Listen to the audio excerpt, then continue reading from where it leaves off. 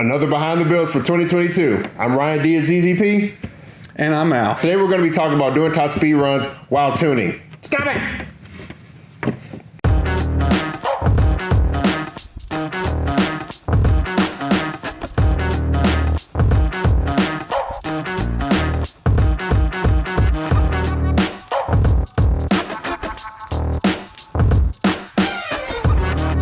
So this is something we see a little more often than we would really like. Seeing it at all is more often than we like. Exactly. But this is going to talk about doing top speed runs while you are doing tuning. I feel the need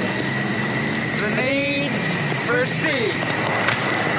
Especially early on. Especially your earlier revisions, your A, your B, your C revisions, things like that. Guys, first of all, number one, reason why we do not suggest doing this is it is not safe. It's illegal. For you. Yeah.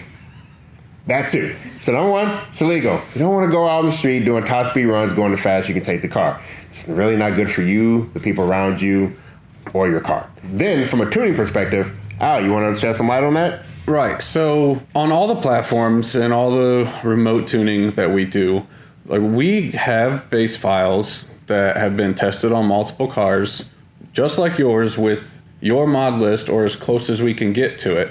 And we'll set things a little on the conservative side so that you can go out and you can drive the car and we can look at all the information and see how everything's running. Most of the time, and if your car is in perfectly proper working condition, that base file is going to be really, really, really close. But there's always a chance that there may be something wrong with your car that you didn't even realize was an issue. I.e., you're getting Loaf and Jug or some random, general pawn shops fueling your car. Yeah, or the one we always hear, my wife borrowed the car and put 87 in it. Yeah. Or your fuel pump is on the way out and you have low fuel pressure. Or there's a whole list of things that could take the file that would be safe on a properly running car, and you may go blow your car up. The first time you go do a log, just drive normal. Like, you don't even have to go do polls in the first log. Just drive so that we can look at the data log and look at all the different sensors that we're recording and make sure that everything is reading properly. From there, you start easing into power and working your way up. And like Trevor mentioned earlier about Salt Flats racers. Well, yeah, they're specifically going out to do top speed runs, but they don't do one first pass on a brand new setup. They start at the beginning and they work their way up. Things like my Ion that is specifically built to do top speed runs. It's so hard on your vehicle to be at full load for that amount of time. Far beyond what just like a normal quick 1 or 2 gear pull is going to put under it. Now, my vehicle is specifically built for doing half-mile top speed runs, but I also go into that with the expectation that I'm going to have to tear things down probably once a year, maybe every other season, and do a refresher on everything. And for a lot of us, these are daily drivers. They're not going out to do this, or specifically what the Honey Badger's doing.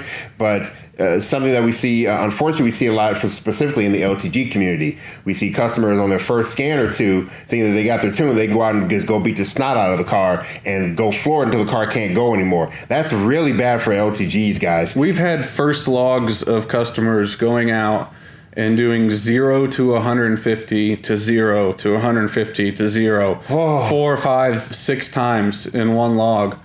Guys, that is a lot of load. That is just begging to blow your stuff to the moon. Yes, this isn't Need for Speed. This isn't Need for Speed in real life. You can't just top your car out, sitting at your red line, going as fast as you possibly go, and not expect something to break loose.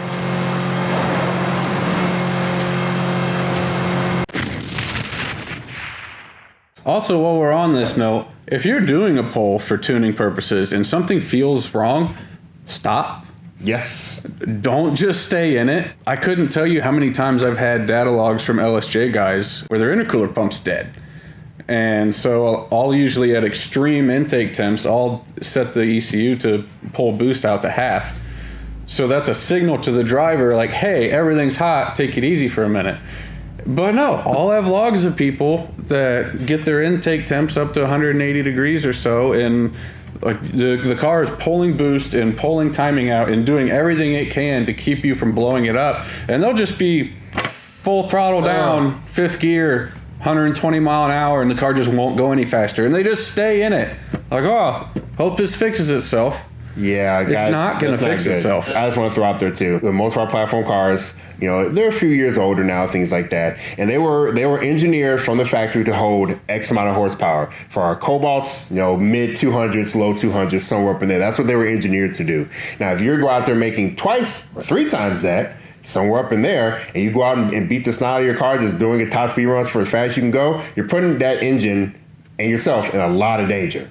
Some cars from the factory are made to go out there with having 8, 9, 10 gears, having a lot more horsepower. They have gigantic radiators, they have trans coolers, they have diff coolers, they have aftermarket oil coolers, they have all types of data acquisition so they can watch all this stuff on the fly. Absolutely. Your OEM vehicle does not have any of that. Yes. So please remember, when you see a Mercedes AMG or some sweet new BMW M car that's on the highway just revving it out, that car is engineered to do that.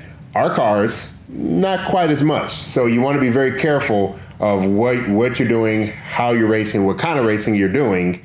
Obviously we definitely say take it to a track if you're going to do any sort of racing, but do with that what you will. Just remember, guys, these engines are made to engineer with have a certain amount of horsepower to do a certain thing. We're obviously pushing the limits faster so that you can go faster and enjoy your car safely.